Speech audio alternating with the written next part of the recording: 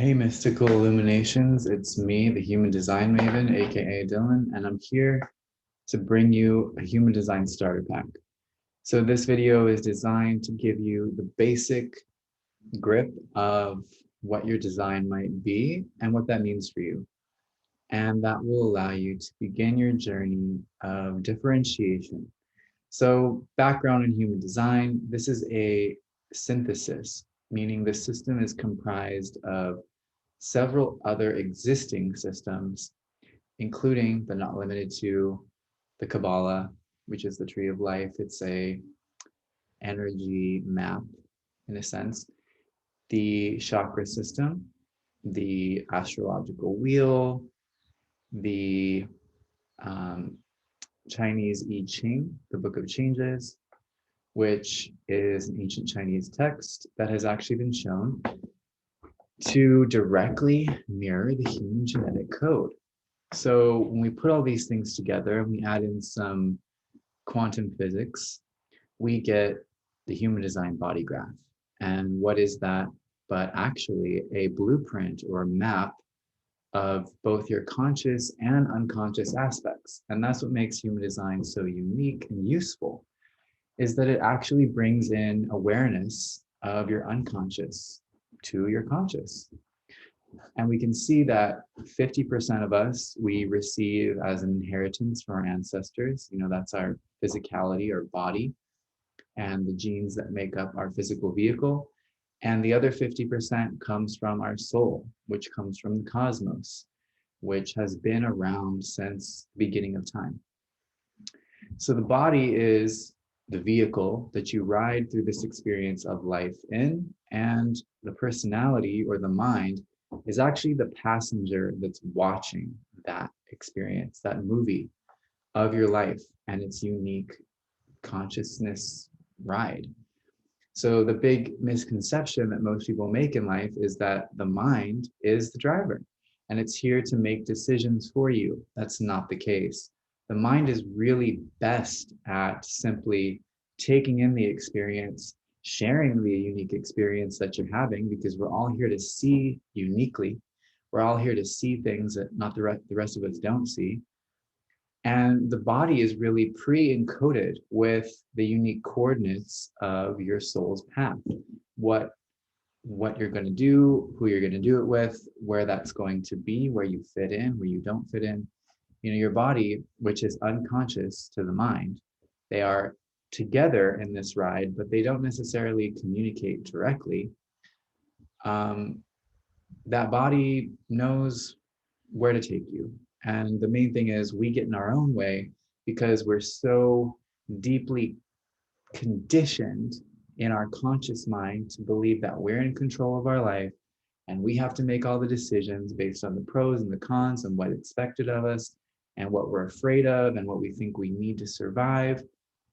And all of these considerations get kind of gelled together in a big conditioning soup known as the not self. So we've got the true self, we've got the not self. The true self activates when your body's allowed to do the navigation of your life. Your mind is free to be the passenger and really actually take in and see what's really going on.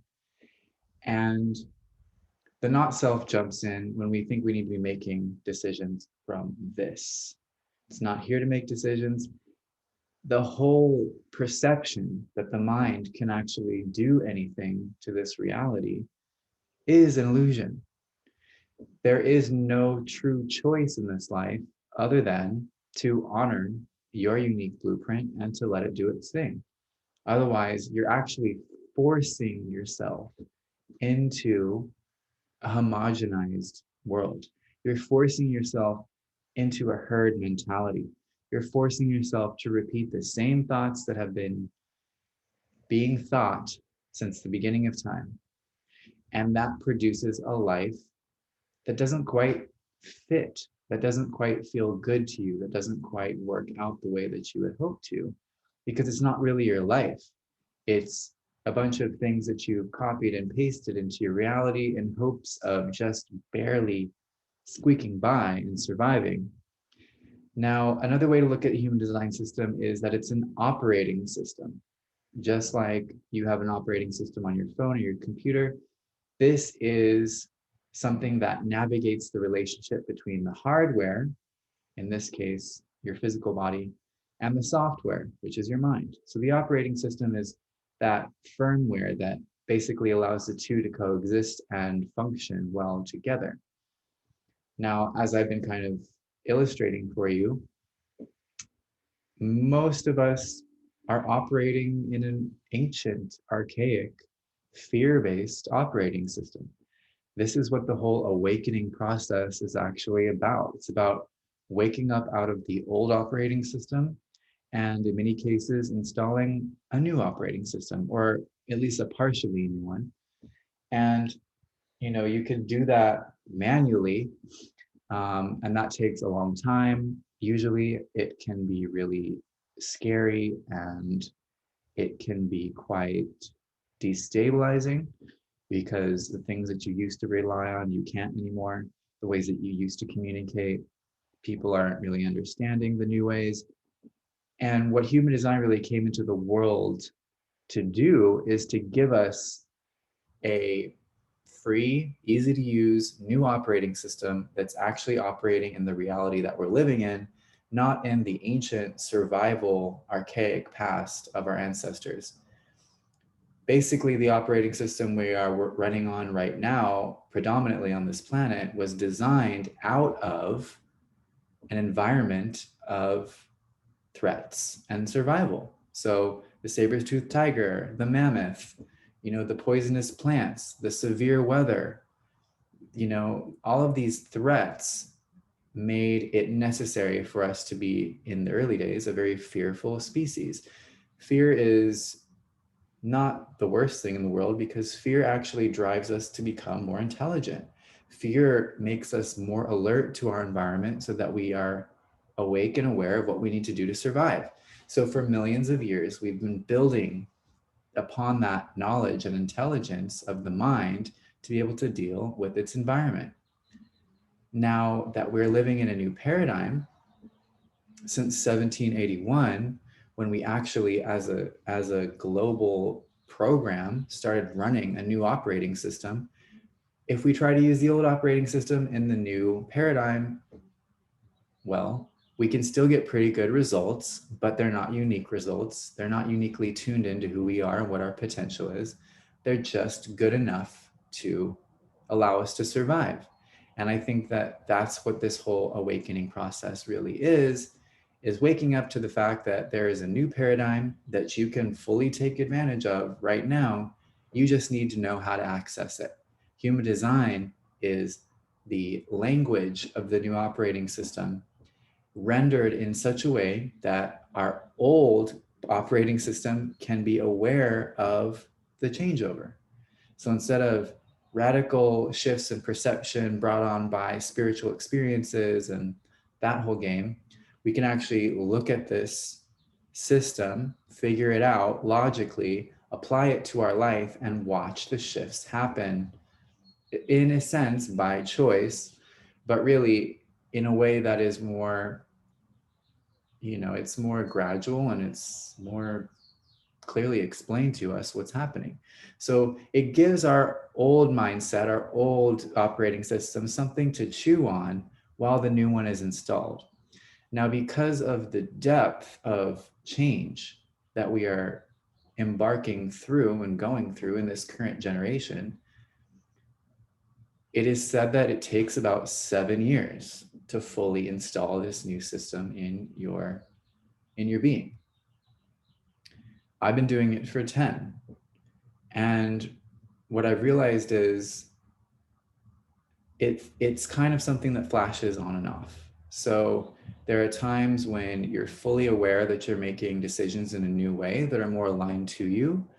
There are times when you go back into doubt and fear, and it's a wave. The wave goes up, the wave goes down. And like so many things, it's a cycle. But anyway, if we can take this new operating system and apply it to our life, we have a better chance of unlocking a signature frequency that is aligned with who we truly are and what we came here to experience.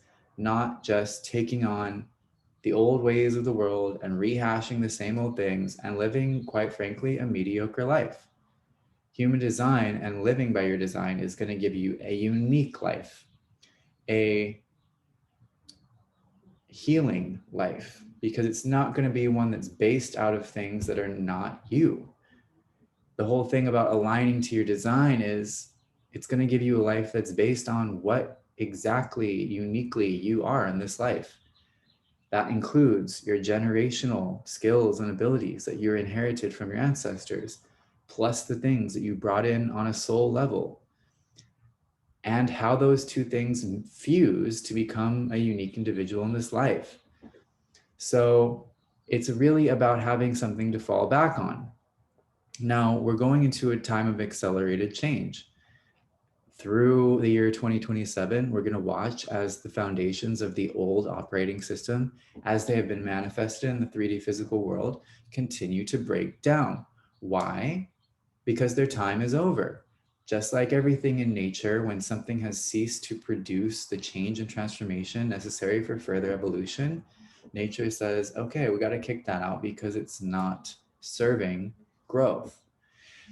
So the systems, the institutions, the organized religions, all these big group mass entities were necessary for the previous 500, 600,000 years of development of humankind. We needed these things. They are not necessarily the pure evil things that we make them out to be when we're realizing that they're obsolete for us. They were a necessary evil to allow humanity to grow the way that it was meant to grow at this time, but now that's obsolete. So the training wheels are coming off and more authority is being put in our hands. In the previous times, we put authority in the hands of the great presidents, rulers, popes, all that stuff. Now we take the authority back because we've matured spiritually. We are no longer the human race that is killing and torturing people all the freaking time. Yes. Does it still happen? Yes, it totally does. I'm not denying that. But it was a lot worse, 500 years ago. It was common 500 years ago. Now it's more of an extreme thing that happens in really shitty circumstances. But anyway, we are more spiritually evolved. Our consciousness is more aligned to true universal constants. And so we are more able to hold more authority over our lives and the direction of our species. So in owning and really taking on your human design, what are you doing? You're taking over your authority. You're taking your authority back. Maybe you needed to have other people have authority in your life as you were developing and maturing. We don't necessarily come into this world fully ready to take our full authority. Some people do. We all have a different journey. But in this case, we are now on a mass level ready to take back our authority. Your human design is your blueprint, your navigation, your map, your compass to fully reclaiming your spiritual and physical and mental and emotional authority over your life so that no one, not a single soul on this planet, not a single idea in existence has authority over your life, your body, and your trajectory, your movement through space on this 3D plane. So regardless of what you believe or what you don't believe, human design is a mechanical knowledge that's here to help you in the sense that it's a user manual for your vehicle. And the better that you operate your vehicle, the more aligned your decisions are, and the further you get on your unique soul development evolutionary path. So as we look at the world, we see through the lens of human design that there are 5 aura types. An aura is an electromagnetic field. It's the first line. It's the essence of who you are. So while you might think the body is like the core, the first line of who you are, first comes the aura. The aura generates the body in the 3D. The body houses the personality. The personality takes in, collects experiences, and communicates what it sees in its unique perspective. So your aura, your electromagnetic field, is the most core, essential piece of who you are. So you have to know your aura. You have to know how it operates because it changes the way you move through the world. If you're driving a Maserati, but you think you're in a school bus, it's going to be a weird experience. You're going to be like going places you don't necessarily need to be going and not going places that you would be celebrated. So that's what it's all about. It's about knowing where your lane is, staying in that lane, loving that lane. And the more that you love the lane that you've been given, the more that you receive in terms of opportunities, alignment, satisfaction, success, peace, just feeling good in this life and knowing that you're your final authority. You're actually in charge of your life. And the decisions that you make out of that authority are always going to work out for you because you're in your lane, the lane that you were given in this lifetime to fully go all the way with. 5 aura types. The first, most popular aura type is called the generator. 70% of the population are generators. That doesn't mean it's less interesting to be a generator. It just means that more of us are needed here, and here's why. Generators are the life force of the planet in human form. The life force is everything that makes life happen, everything that builds the world, everything that generates the seasons, the trees blooming and sprouting and creating more seeds and making more plants and the bees buzzing and the birds chirping and everything that makes life go around, everything that generates new human beings, the miracle of life, everything that life is about, the basis of anything that you would even want to experience on this planet is rooted in the life force. So of course, more of us are needed as carriers of the life force, especially for the other 30% of people who aren't carriers of the life force. So if you're a generator, you need to understand that this is your planet. You are a physical extension of Mother Earth. And it's through your body and through your life that she takes care of the world. A generator's basic principle for living is to understand that you're here to respond to the needs of life. Your creative life force energy is basically in an open, enveloping bubble. So a generator aura is the typical toroidal field. It's that big bubble of energy that's pulling things in and also broadcasting out its energy, pulling things in and broadcasting out its energy. So as you pull things in, you're attracting, you're magnetizing things that match your frequency. You are not here to go out and chase things. You're not built to go strive and try hard and go after and make your dreams happen. You're here to wait to see what your natural frequency attracts. You can do those things. You can go out and chase. You can go and do all those manifesting things, but that's not really your job. Your job is here. Your job is to simply be.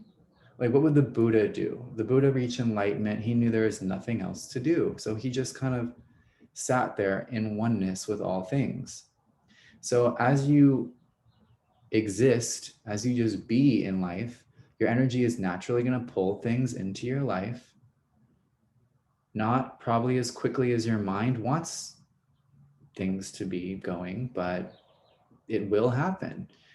And when you wait for life to initiate things for you, you reach a much better level of satisfaction because that's what you came here to experience.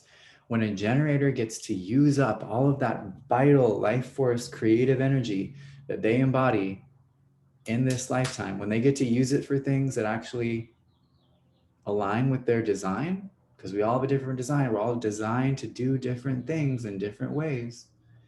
If you actually wait for the things that are aligned to you to show up and then you give your energy to those things, you finish each day with a deep sense of satisfaction.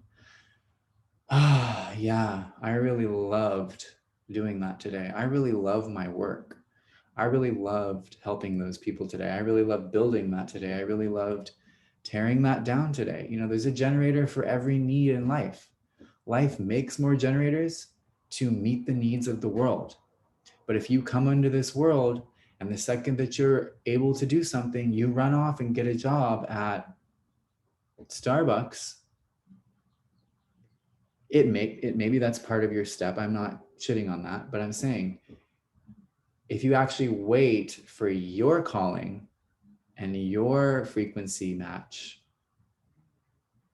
then what are you doing? You're an answered prayer that is incarnate on this planet. You're a living, walking angel answering the prayers that have come long before you were even in existence, and that you were born to answer these prayers. So when you're actually living this life, nothing feels better than fulfilling that purpose, because it's what you were created for in the mind of God before you even understood what you would be doing in this life. You had a purpose. So when you wait to respond, when you let that purpose find you, and when you can feel it in your gut, this is it. This is it. This is what I'm going to do. And then you let yourself go for that. Maybe without approval from others, maybe without confirmation that it's going to make you $1 million, but you just go for it for the feeling of it, for the satisfaction of it, for the sake of the fact that it lights up every cell in your body. That's how you really get the gold in this life. That's how you really get a life that feels joyful every day, every breath, every step of the way. And that's your destiny. Your destiny is not to achieve a certain material goal so that you feel financially safe enough to relax, because you're still running an operating system that was designed in the time of the dinosaurs. That's not what you came here for. You came here to answer Gaia's prayer. You came to answer Gaia's prayer. You came to answer humanity's prayer in a way that no one ever has before. So if you're a generator, you're here to do this in a very step-by-step fashion. A, B, C, D, E, F, G, and that's a beautiful gift. You don't have to worry about racing to the finish line. You get to lovingly work on every piece of the puzzle as it comes to you. And you get to take your time to fully invest your energy into what really makes sense for you. And when you do that, you will inevitably attract abundance into your life. You don't even have to think about it, because they're one and the same. Living and doing the life that you truly love comes fully equipped with all the abundance that you will need, all the money that you will need, all of the housing that you will need, all the relationships that you will need. That full spectrum satisfaction is yours if you can just simply wait long enough for that gut yes, and not move from the fears of the conditioned mind. So the second type that we're going to talk about is manifesting generators. Manifesting generators are generators. They have the same open, enveloping aura that's pulling life towards them, because they have a natural frequency of what they were brought to this planet to fulfill. And that's their calling. Nothing feels better than fulfilling that purpose that they were designed for by Gaia, by God, long before they even knew how to say their name. So we have the generator that's very step by step, A, B, C, D, and then we have the manifesting generator, A, Z. They skip steps. I'm a manifesting generator. And so they go straight for the jugular, so to speak. They go straight for the punchline. They don't necessarily have the same requirement to stay with that steady process, because that's not their frequency. And it's not to say, oh, you're a manifesting generator, that's better, you get to not do all the stuff in between. No, to be a generator means you get to love every step along the way, not because you have to, because you actually do love it. And because when you step back and look at the whole alphabet that you've created, that gives you satisfaction. Now for the manifesting generator, that's not their frequency. They're not here to be like that. So in jumping around, they find that they have this power of knowing which steps can be skipped. And that's an asset. that they can fall back on and that they can perhaps role model for others. But also, it's just the way they're designed. So, of course, if you're asking a manifesting generator to act like a generator, it's going to piss them off and it's going to frustrate them. Same as if you ask a generator to act like a manifesting generator, it's going to overwhelm them.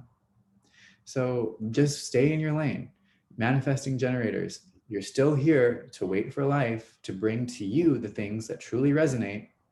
What was my thing? One of my things, human design. I was flying to an island with not enough money to even do what I thought I wanted to do because I didn't even know what I was doing. Well, what was I doing? I was literally gravitated across the Pacific Ocean just so I could bump into some person that would eventually show me my first human design chart. And when I saw that chart, I said, yes, this is me. I felt it in my body. I heard it in my voice. There was a conviction. There was an alignment. There was this is it. And I've been doing it ever since. And every day has been like the first day because that's what my purpose is. It's deeply ingrained in every cell of my body to share a tool of alignment and empowerment, because when you look at my chart, it's all about alignment and empowerment. So manifesting generators, you're here to skip steps. You move a little bit faster. Sometimes you skip steps, you have to go back and repeat. And it has to come from the gut, whatever it is. We have a hard time sitting still. We have a hard time waiting because we have this sense in our aura that we're ready to make something happen. And we can manifest, but we manifest in response. So it's like waiting, like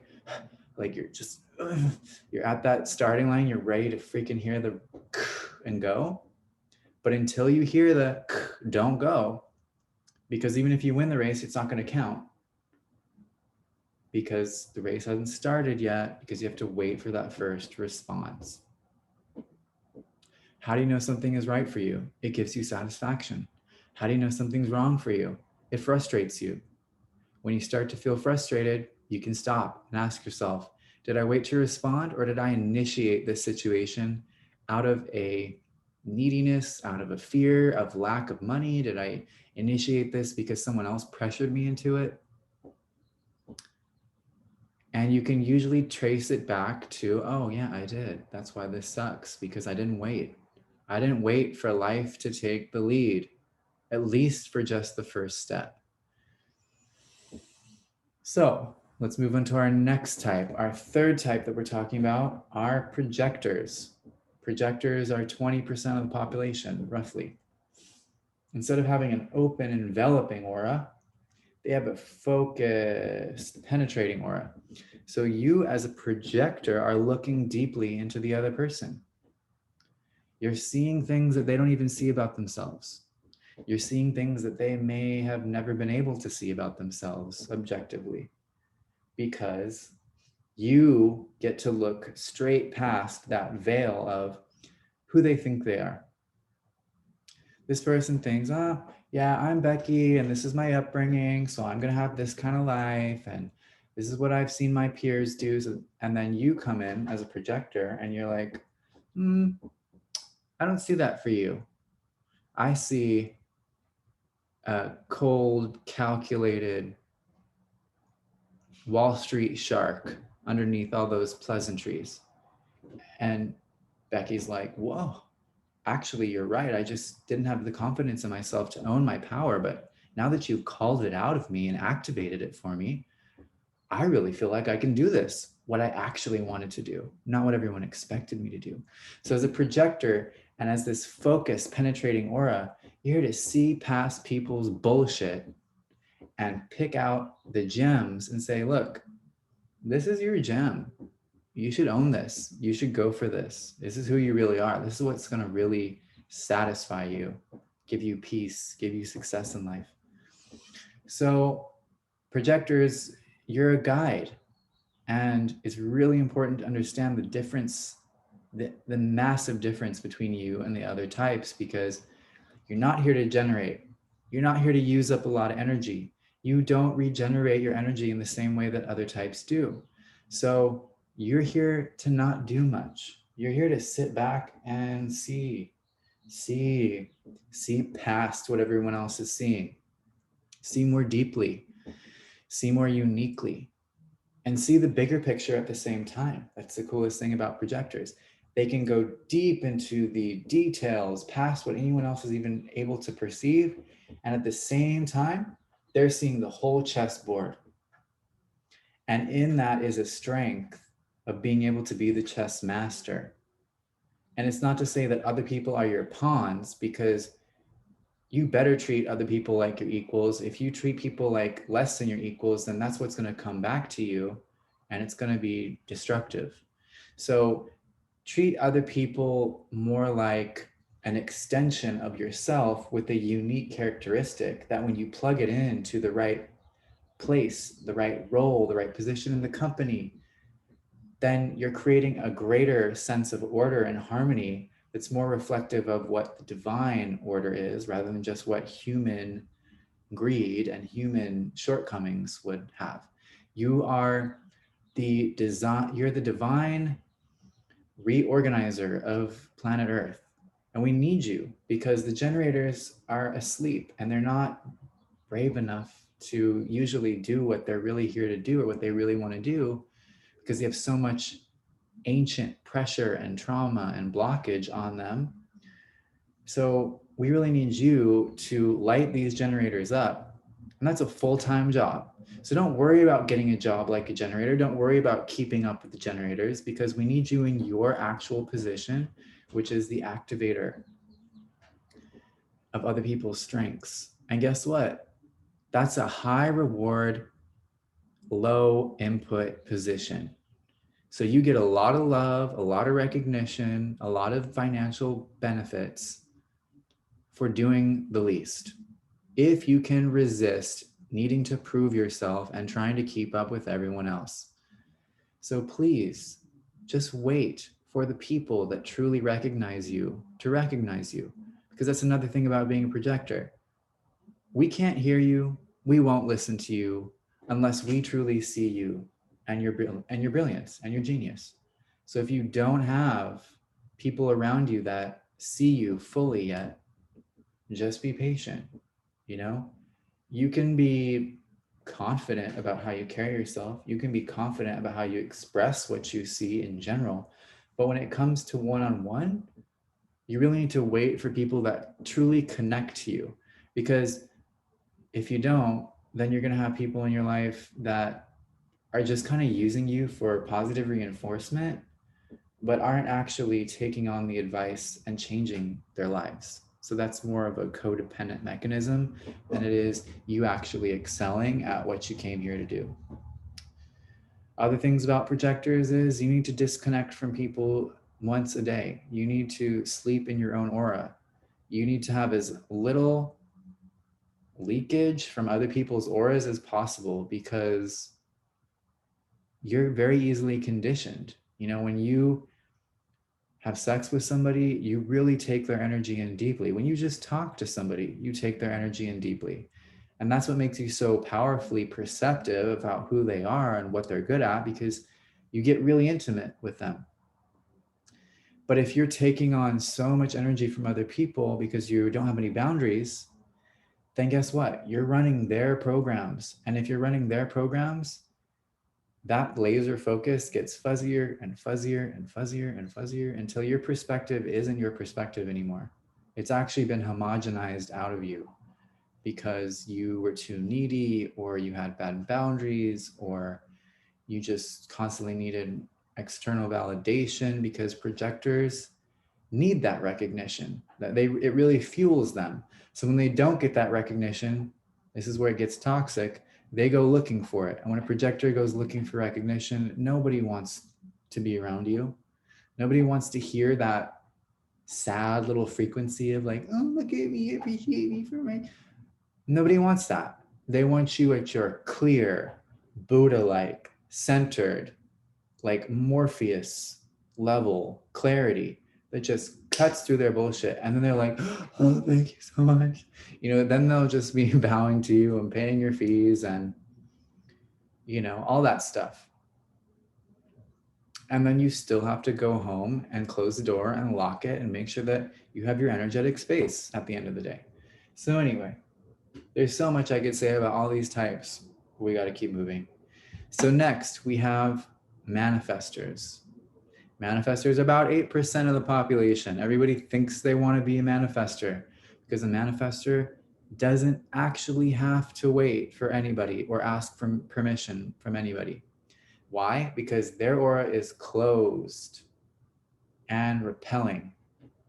And that's what makes them so impactful, is their aura is it's moving energy. It's pushing things out of the way. So there's no one to wait. You don't have to wait for life to bring something to you. You don't have to wait to be recognized from somebody. It's literally you and source. You and source. Why? Because you're the agent of the program. If you're a manifester, you are the medium through which source, through which the transits do their bidding in the world. You are the conduit for God taking action on this plane. You bring new things into the world. You spark existing things into new forms.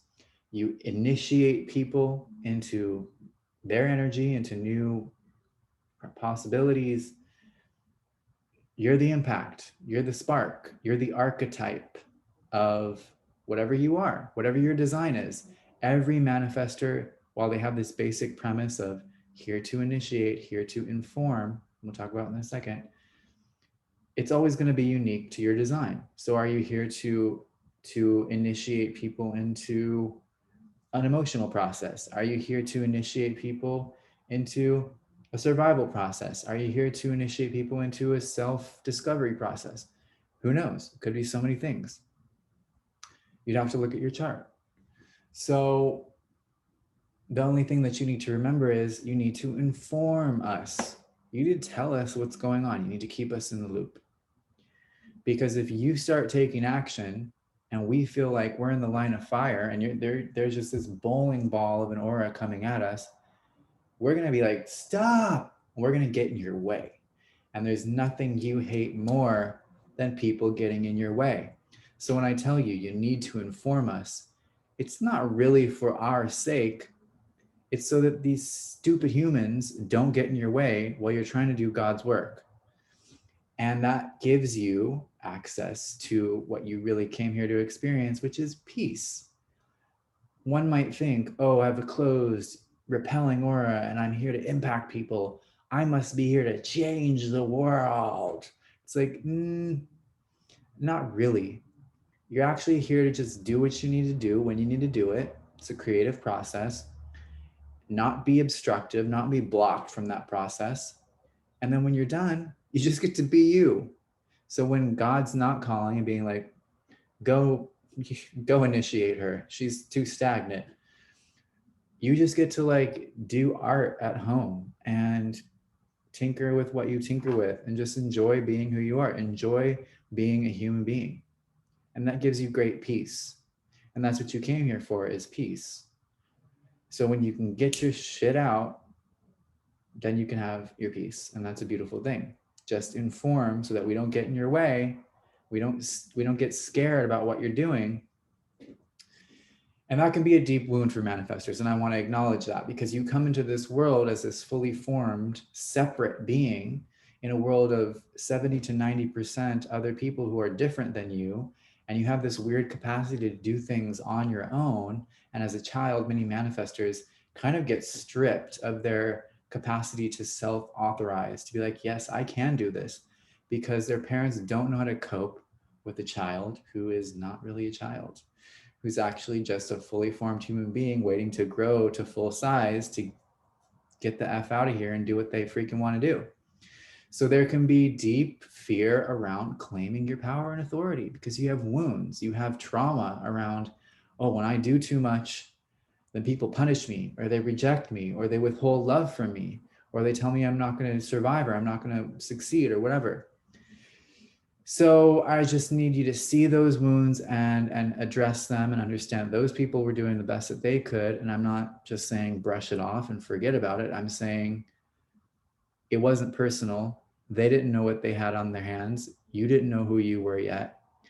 And yet, if you can be sensitive and find these glitches deep within about the first people that took away your power, then every relationship in your life and everything you do will start to manifest more easily and with more peace, because that's what you came for. So finally, we have our fifth type, reflectors, 1% or less of the population. Reflectors are beings that have a completely open design, meaning that they are a reflection of whatever they're around. Reflector is your aura samples other energy, whatever it's around, and it puts on that mask. And it's like, okay, I'm going to be you now. And then it just reflects back to that person, whoever they are. And you get to taste what it's like to be them. So, oh, a manifestor. Oh, this is cool. I feel like I can do whatever I want. Oh, but I feel alone. Oh, a generator. Wow, I have so much energy. I love this. But I have to wait to respond. So anyway, being a reflector, you get to try on all the different clothing and all the different shapes and sizes of other human beings. And that gives you a perspective like none other, because you can see through everyone's eyes. You can see through anyone's eyes. And that makes you wise. Wise enough to advise. So really understand that that's your place in life. You're the wisdom keeper. You have all of the stuff. You have all the data. You have all the experience, and you've probably lived the most lifetimes out of anyone you know, whether you realize it or not, or can remember them or not, because you don't get to a place of blankness without having to complete a lot of karma. So to be a reflector means that you are standing outside of the process, whereas everyone is involved in their little trip. Oh, I'm generating, I'm manifesting, generating, I'm projecting, I'm manifesting, whatever. That's the world. It's got its game, it's got its rhythm, it's doing its thing. You are over here. You are to the side of that, and you're like, I see that those 90% of people are just rehashing the same karma over and over and over again. And I can also see that, wow, those people are doing it different. I want to go be with them. So you're here to see what's unique. You're here to sync up with things that truly stand out from the crowd, and to potentially be some kind of guide, or at least a shaman, or at least some kind of divine messenger of, hey, you're different. I see you. Keep doing what you're doing. That's really unique. God likes that.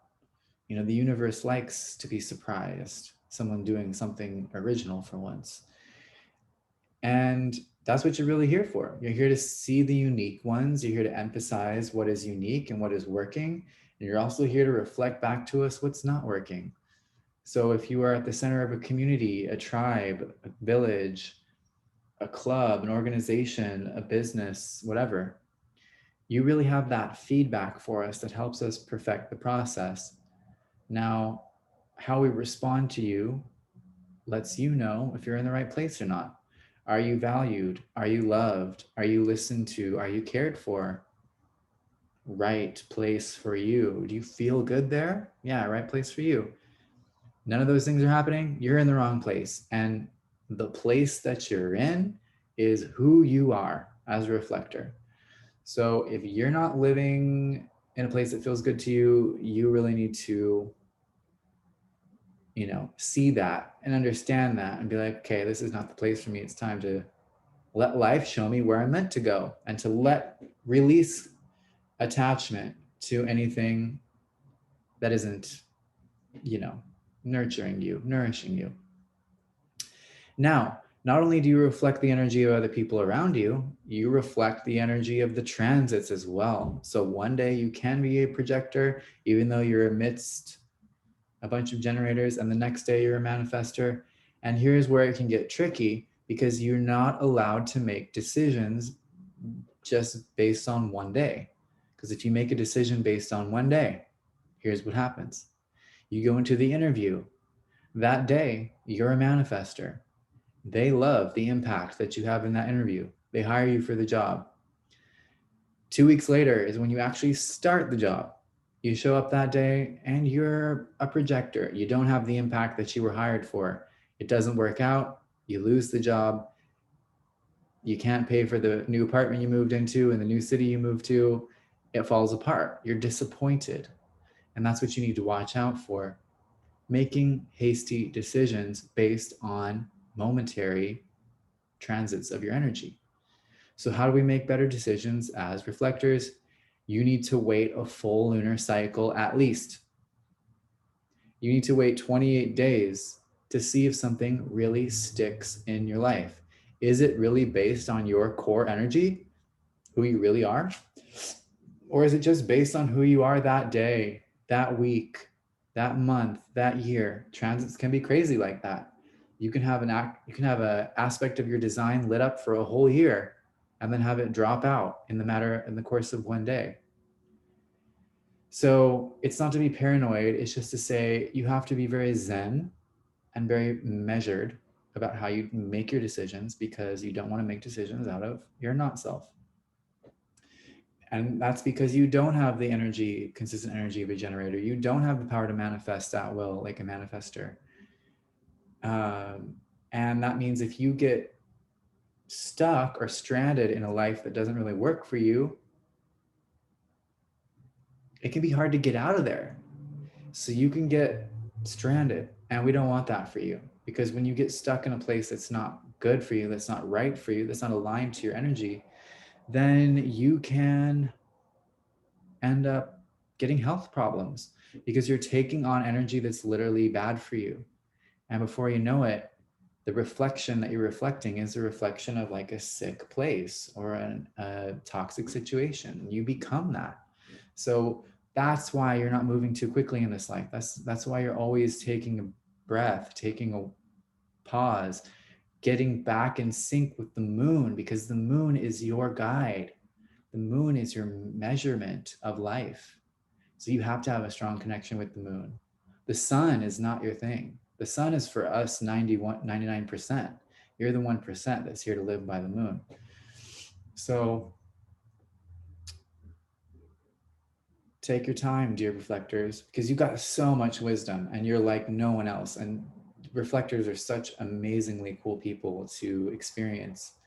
And yet, yeah, they can get caught up in stuff that's really not self. So that's been quite a discussion for today. This is your Human Design Starter Pack. I'm Human Design Maven. I do have sessions available on Clearsight Consulting's page. And yes, they're a little bit pricier than you might expect, but if you get a human design reading, you're set for life. It's not something you come back for every year. It's something you get done once and you take it with you into every situation and decision that you're ever going to go through in life, and it's going to be your compass. So that is why those prices are higher. It's just the nature of the work. It's different than a typical reading. Not that typical readings are not awesome, and you should also check out so many of the other talented people that are on this site if what you're looking for isn't exactly what I am offering. Yeah, I look forward to sharing more knowledge with all of you. I look forward to hearing about your experiences of your design in the comments below. You're more than welcome to ask questions in the comments. Please like and subscribe for more mind-blowing content that is going to change the way that you live life as you know it. Thanks for watching.